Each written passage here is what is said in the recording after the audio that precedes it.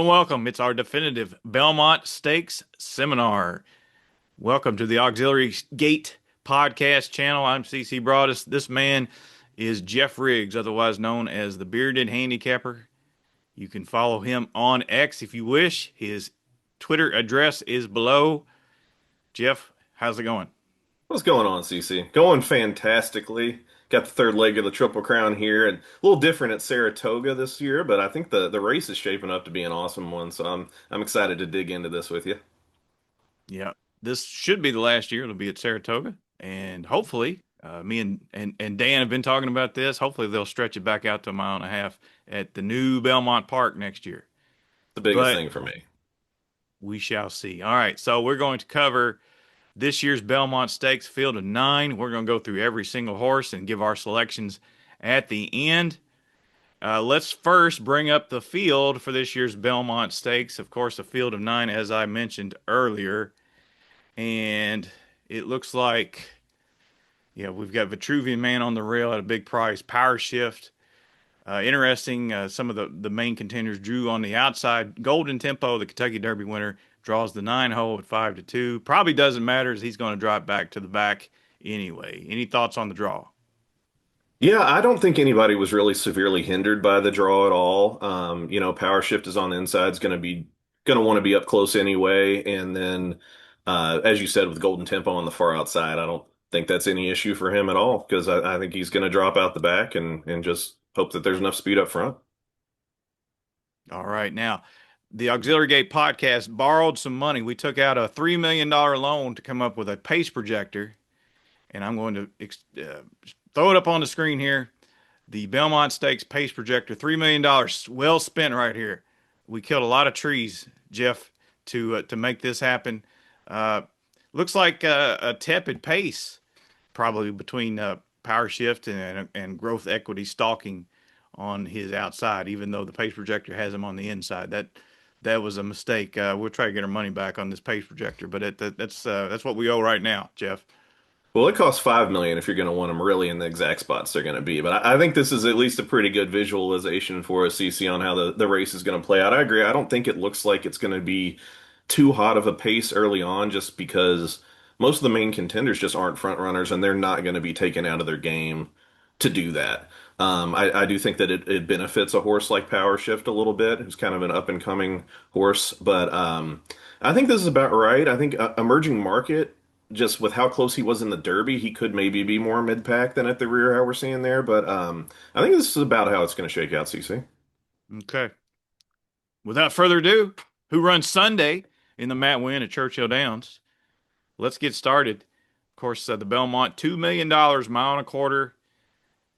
Vitruvian Man, earlier mentioned, drew the rail, 30-1 for Doug O'Neill. Antonio Fresu, the son of Vino Rosso, last seen April 4th, running third in the Santa Anita Derby behind Kentucky Derby starters So Happy and Potente. Vitruvian Man, probably one of those horses that will come from behind. Geoff, your thoughts on Vitruvian Man? You going to use him or are you just going to toss him? Just complete toss for me, honestly. I mean, the Santa Anita Derby was definitely his best lifetime race, but he was still beaten by 9.5 lengths that day to So Happy. So, he's 47-1. I thought he just kind of picked up some pieces in there. Like he did finish better than a lot of them, but it was a lot of tiring horses that he passed. So I thought it was kind of a non-threatening third. He has had plenty of time off since then. As you said, that was early April, that race. So he's regrouped, and if he's just kind of coming into his own, then he could improve and maybe hit the board or be underneath in a super or something. But just the way I'm playing this race, he's not going to be used for me. I think he's going to have to take a big step forward to really contend in here. Yeah, I can't use him at all. I couldn't endorse that race at Santa Anita. I think he just lucked out. He had a bunch of horses that quit to his Hmm. outside, and he just snuck up the rail. Yeah. A horse that I kind of liked back in the last summer at Ellis Park. It just never did really pan out. He did win at Keeneland, but I just don't think he's at this level at this Yeah. point. Maybe down the road. Obviously, they like something about him, or they wouldn't ship him. But anyway, let's move on to number two. This is Power Shift, the son of Constitution. Todd Pletcher, Rapoli Stable. Probably the most key maiden race ever in the history of mankind was February 7th, Tampa Bay Downs, where he was run down by Emerging Market. Uh, Two starters here in this Belmont Stakes. Power Shift probably going to be lone speed, it appears. And Luis Saez takes the mount. How quick do they go in this opening quarter? Is this like maybe like a 24-1, 47-4 kind of opening salvo? It very well could be because I just don't really see anyone who could go with power shift other than growth equity, and both being um I just don't think that growth equity has the same kind of speed that power shift has. Maybe Chad is going to want that one to send just to get an honest pace for emerging market potentially, but even if so, I just think power shift is going to be comfortable out there. And hey, even if growth equity is just dead set on the lead, power shift stalked beautifully in that maiden win on Derby Day last time. So I don't think he has any issue whatsoever if he doesn't have the lead. If he's just pressing a slow pace, I think that's just as good. I do think he's likely the speed of the speed still. I thought it was interesting because I saw some scuttlebutt on Twitter about people taking shots on Rapoli for entering Power Shift as a rabbit for Renegade when he had given Chad Brown some crap about entering a rabbit for Sierra Leone. But he snapped back and he basically said, if you think Power Shift is the rabbit in here, you're mistaken. You need to go, watch his races, look at his speed figures and everything. And I tend to agree with him. I think this is the price that I'm probably most interested in here in that double digit area. It'll be interesting to see what he goes off at. I think it probably will be around there just because of who else is in the field. But I mean, on numbers, he fits great. And just visually, that maiden win at Churchill, I thought was awesome. You already mentioned the maiden race where he just barely lost to Emerging Market, where they were just going head to head. As you said, the key of all key maiden races.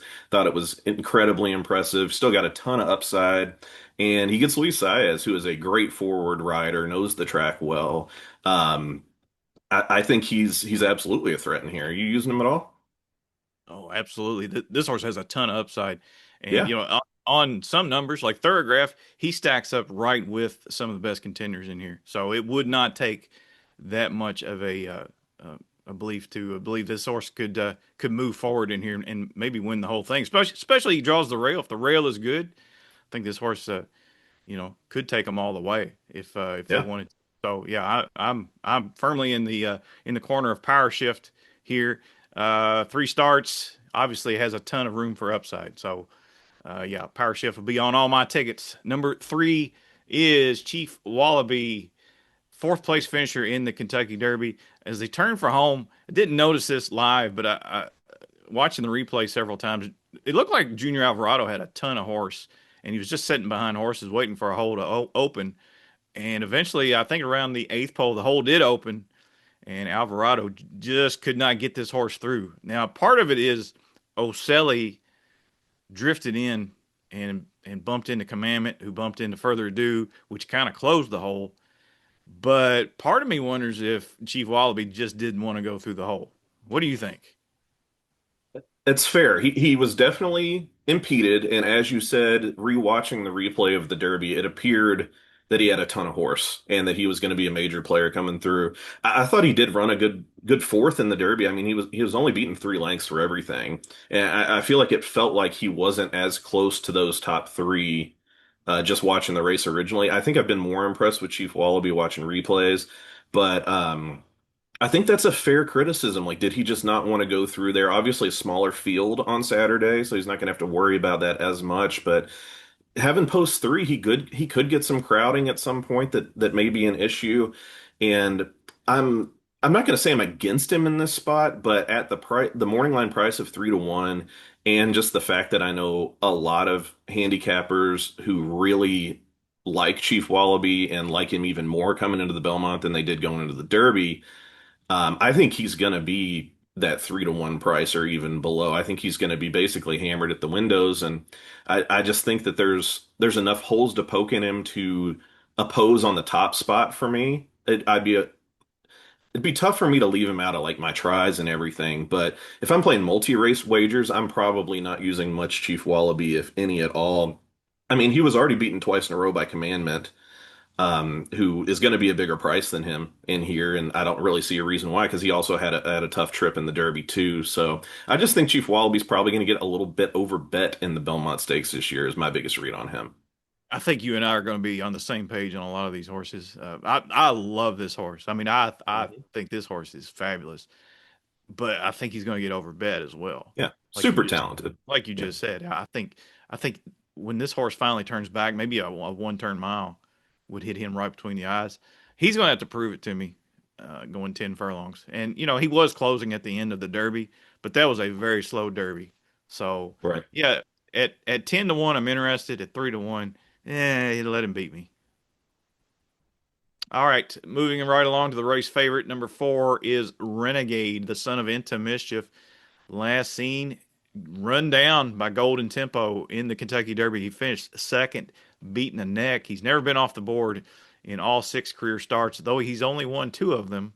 Arad Ortiz again retains the mount, and this winner of the Arkansas Derby, the Sam F. Davis, he's going to take a lot of beating, but he will be the favorite.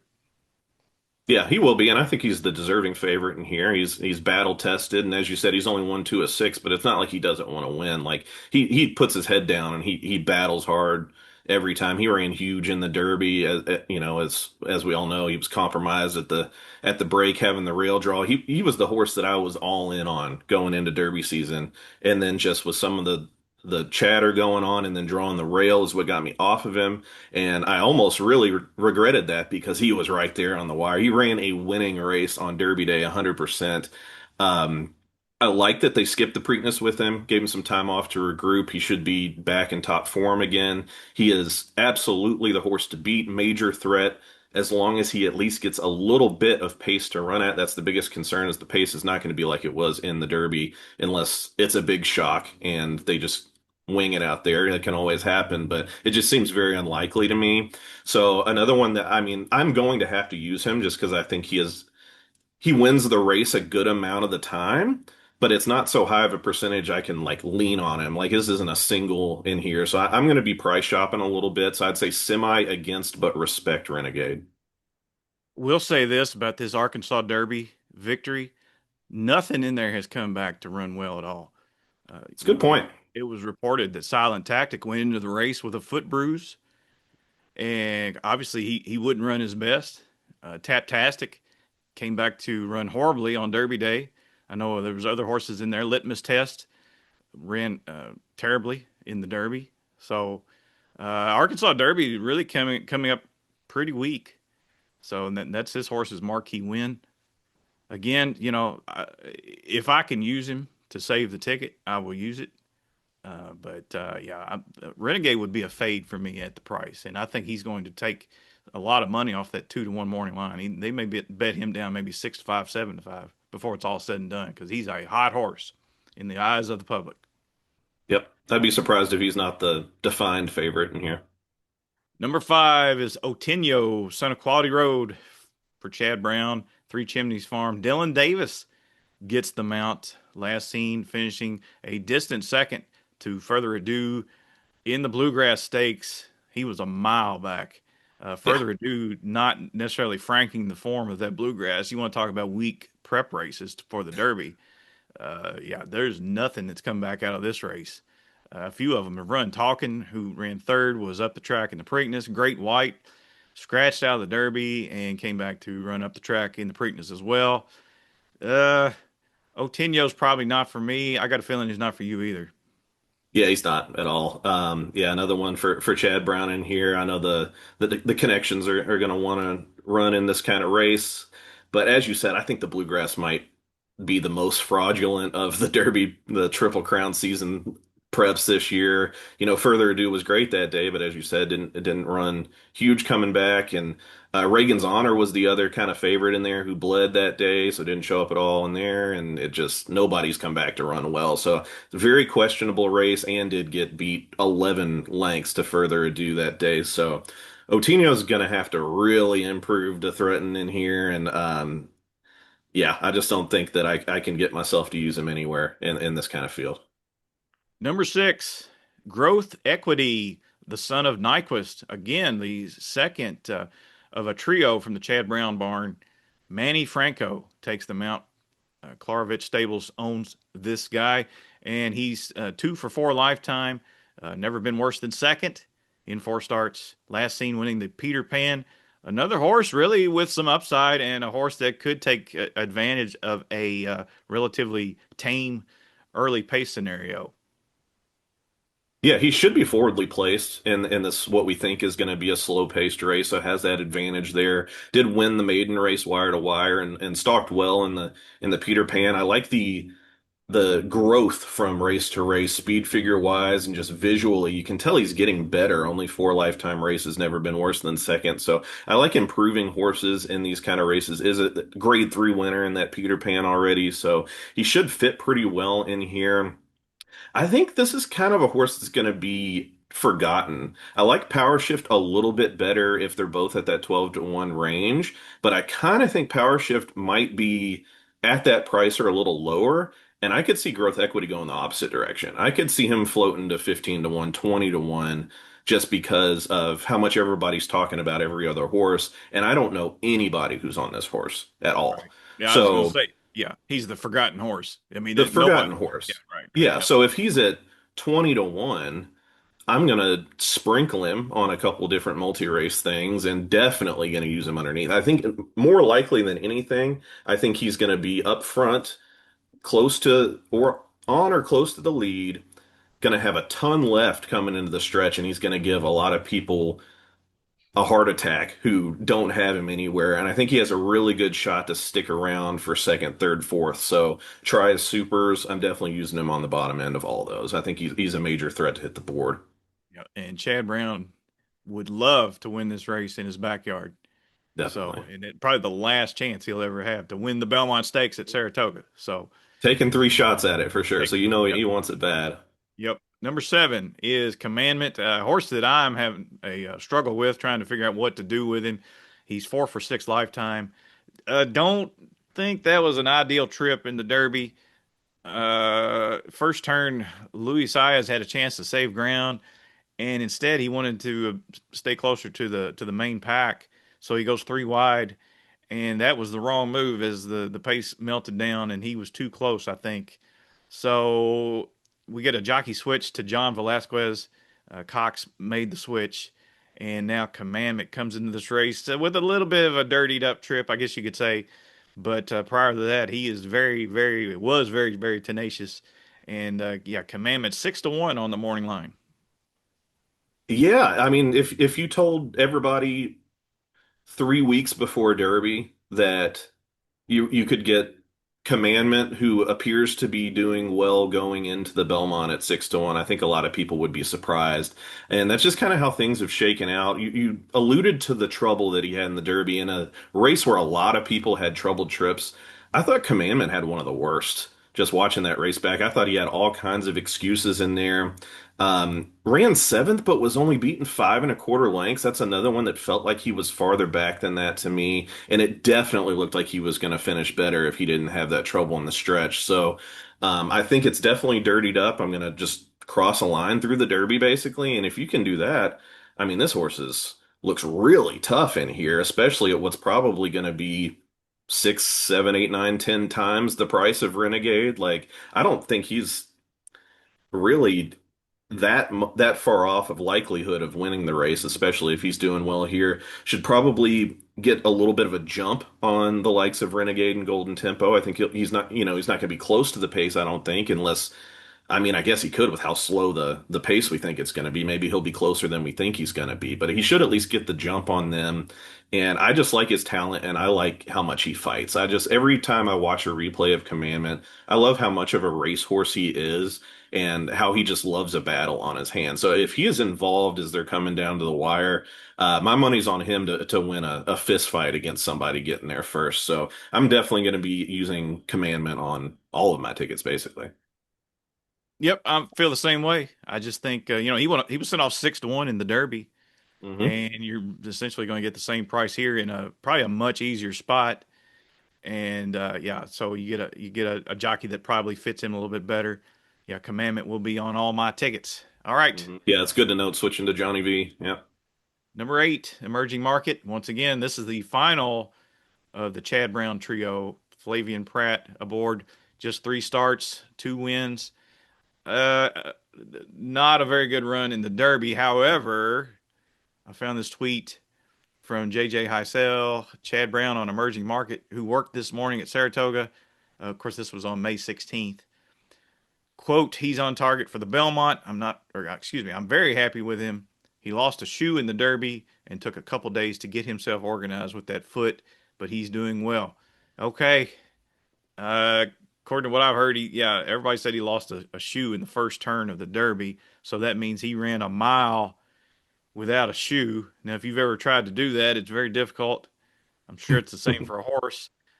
Flavian Pratt probably put him in a perfect position, honestly. That's the way Pratt rides the Derby. He always finds the right position for his horse. Either they fire or they don't. And this time he just happened to be too close to the hot nuclear pace, and he gave up down the lane. But that was just his third start, so obviously this horse has a big right to improve. He's fast on Thorograph. He's fast on Brisnet. I think Emerging Market has a big shot here. What say you? I think the whole shoe narrative is absolutely huge, honestly.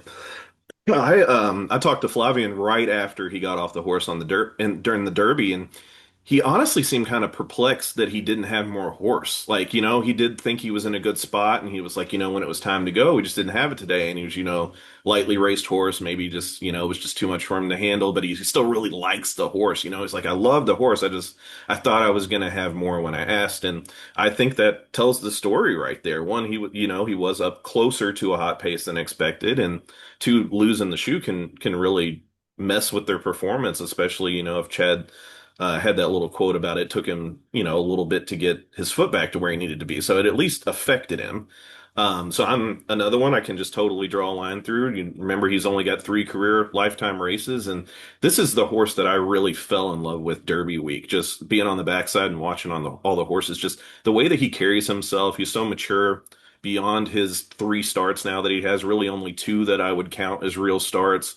Um, we already mentioned the power shift race, how good he was on debut, and then the Louisiana Derby. I was just incredibly impressed with how professional he was, how he battled and got the job done there. And I think he is still improving. So with Chad saying that he's doing well, and how bad he wants to win this race, I think he is a huge threat in here and is going to be a better price than a couple of those that we mentioned as the favorites, and I think he's got as good of a chance of anybody. So he's the horse I am most interested in here. It'll be interesting to see how they bet this one. I'm not really sure what kind of price we're really going to get on Emerging Market. I guess it depends on how much money Golden Tempo takes and how much Renegade really does get hammered. But I mean, I don't see a world where he's not going to be a fair price somewhere in that 5-6 to 1 range. So I would absolutely love a win bet on Emerging Market at 5 to 1, 6 to 1. Is somebody's got to be a fair price. They all can't take money off Right. the thing, but Yeah. they love Chad Brown at Hmm. Saratoga. So I don't know, but yeah, he's a very intriguing prospect, and probably to me he's the horse in the race that has the brightest future. So yeah, this Yeah, I agree. very very interesting horse. I think he's gonna be a bear in here. And then finally on the far outside, number 9, Golden Tempo, the son of Curlin, the winner of the Kentucky Derby, uh, for Cherie DeVoe and Jose Ortiz. Jose delivered the perfect ride. Perfect ride. Yeah, perfect ride. And 9-2, kind of some disrespect for a Kentucky Derby winner. Although I think that line is probably pretty close to accurate. I don't see him taking a lot of money off that 9-2 line. But he's 3 for 5 lifetime. He's never been off the board. A horse that will be coming late. He just needs the pace, I think, right? Yeah, I mean, I think that's the bottom line. He's a horse that's really kind of coming into his own, which is what you love to see in Triple Crown season, is those 3-year-olds that are really flourishing at the right time. He's obviously better than ever. I do think that Sheree putting the blinkers on two back in Louisiana Derby really kind of showed it, got him to his best potential. He was you could always tell he was really talented before that. And even though he ran third in the Louisiana Derby, I thought he ran a great race that day behind Emerging Market. And then second time blinkers in the Derby, obviously winning the Kentucky Derby. It's hard to knock anything about that other than just the pace setup that I don't think he's going to get here in the Belmont. So that is my concern. That's the reason I think you're going to get around that 9-2. But I mean, he's an obvious threat if the pace does shape up. I'm just afraid it's not going to be there, so it's not enough for me to really back him.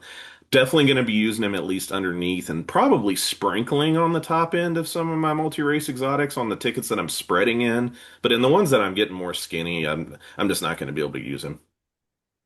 All right, let's take a look at our selections. Not a lot of diversity of thought, unfortunately.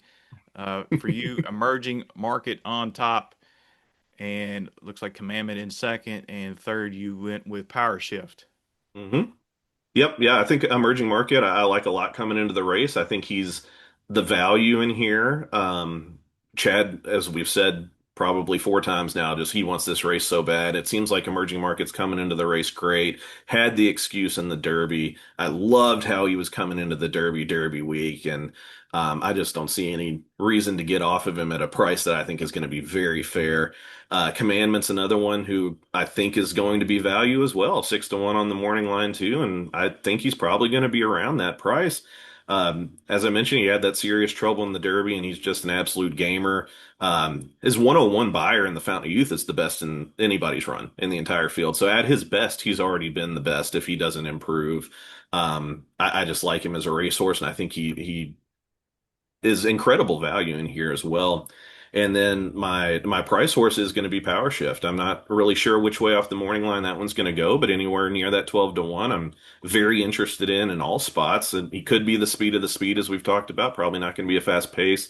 Even if one other one goes, he can sit just off, be totally fine. I think the connections like him a lot, and I like how rapidly he's improving. Like he could be scary good if he takes another big step off of that maiden win at Churchill, just because visually I thought it was great. It looked like he had plenty in the tank. I don't think distance is going to be an issue for him. So power shift is one that I'm definitely going to be using on every spot of my tickets, and even in my skinnier tickets, multi-race wagers, he's probably going to be in there just because the value is offering at 12-1.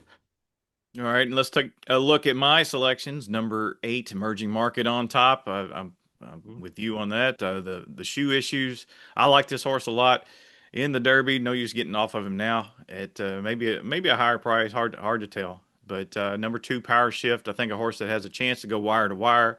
It was 2 years ago. I think Dornoch went wire to wire in this race at an overlooked price. And so, yeah, I think Power Shift, like emerging market, has a high ceiling, as they say. And then Commandment for third. Commandment horse I really struggled with. Ultimately, I decided to put him on the ticket just because of the price.